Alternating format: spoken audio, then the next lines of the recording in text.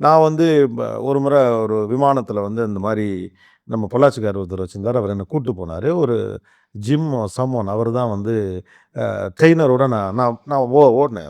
ம். நான் அப்பதான் சொன்னேன், "இருக்கிறதுல ஈஸி ஃப்ளைட் ஓட்டுறது தான் போல இருக்கு. ஏன்னா எவனுமே பக்கத்துல இல்ல. இப்படி திருப்புனா இப்படி திருப்புது, என்னோட இப்படி திருப்புனா இப்படி போகுது" அப்படின்னு சொல்லிட்டு. கரெக்ட். பட் அப்பதான் எனக்கு தெரிஞ்சது இவங்க எப்படி லேண்டிங்லாம் பண்றாங்கன்னா, மத்த பைலட்ஸோட கோஆர்டினேட் பண்ணிக்கிறாங்க. ஆமா. அந்த நம்பர்ஸ் இருக்குது. ஸோ நான் ஃபர்ஸ்ட் இறக்கிறேன்.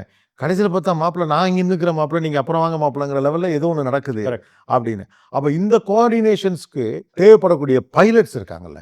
ஆமா. ஏன்னா இது இந்த ஈக்கோ சிஸ்டம்க்குள்ள இருக்கக்கூடிய இன்னொரு பிக்கஸ்ட் சேலஞ்ச் இந்தியால அவ்வளோ பைலட்ஸ் இருக்காங்களா அப்படிங்கிறதே தெரியல. அதுக்கு என்ன செய்றது? ஒண்ணு இந்த எல்லா கோஆர்டினேஷனுமே ஆட்டோமேட்டட் ஆயிடும். ஒரு ஸ்டேஜ்ல. ஓகே. ரைட். இத ஆட்டோமேட் பண்ணிட்டோம்னா, அந்த பைலட்டுக்கு வந்து கரெக்ட்டா அவருக்கு என்ன பாத் குடுத்துருக்காங்களோ, அந்த பாத் தான் இங்கேருந்து ஒரு ஃப்ளைட் பண்ணணும்.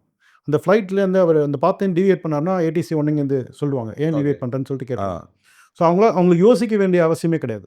ஒண்ணும் அந்த கோஆர்டினேஷன் இதெல்லாம் தேவையில்ல. எல்லாமே வந்து கம்ப்யூட்டர் நிர்ணயம் பண்ணியிருக்கும் ஏற்கனவே. அந்த மாதிரியான சிச்சுவேஷன். பைலட் ட்ரெய்னிங்க்கு கேட்டீங்கன்னா, ஒரு முதல்ல ஒரு 10 பிளேன் போடுறோம்னா, எங்களுக்கு 20 பைலட் தேவை. ம். நான் 20 பிளேன் பறக்க விடுறோம்னா, அதுக்கு 40 பைலட் தேவை. ஸோ அத வந்து இத நம்ம முன்கூட்டியே நம்ம எவ்வளோ பிளேன் நம்ம தயாரிக்கிறோமோ, அதுக்கு double the number of pilots நம்ம தயாரிக்கிறதுக்கு நம்ம ஏற்பாடுகள் செஞ்சுக்கணும்.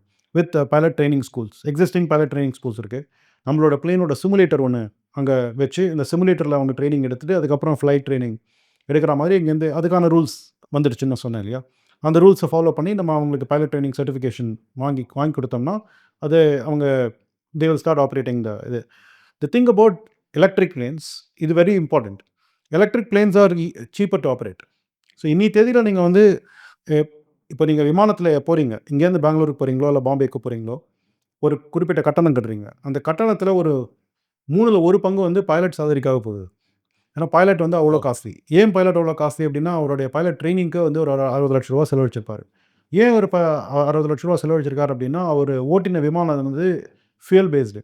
அந்த விமானத்துக்கான மெயின்டனன்ஸு, அந்த விமானத்துக்கான ஆப்பரேட்டிங் காஸ்ட் அதெல்லாம் இருக்கு. அந்த ஆப்பரேட்டிங் அண்ட் மெயின்டனன்ஸ் காஸ்ட்ட எலக்ட்ரிக் பிளேன் குறைச்சிரும். அப்போ ஓகே.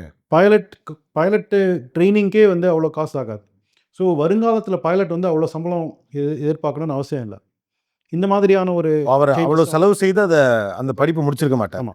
ஸோ அப்ப நெறைய பேர் பைலட்டா கரெக்ட், வர்றதுக்கான சாத்தியங்கள் இருக்குங்க. கரெக்ட். இது எல்லாமே ஒரு கரெக்ட்டான ரோட் மேப்ல போயிட்டா ஓகே. ஆனா அது அப்படிதான் போகும்னு நீங்க நினைக்கிறீங்களா? இது இல்ல are you ready to face all the challenges? நெறைய கோஆர்டினேஷன் பண்ணணும். நெறைய பேரோட சேர்ந்து கோஆர்டினேட் பண்ணி தான் அது நடக்கணும். இது ஊர் கூடி தான் தேர் எடுப்பாங்கன்னு சொல்லுவாங்க.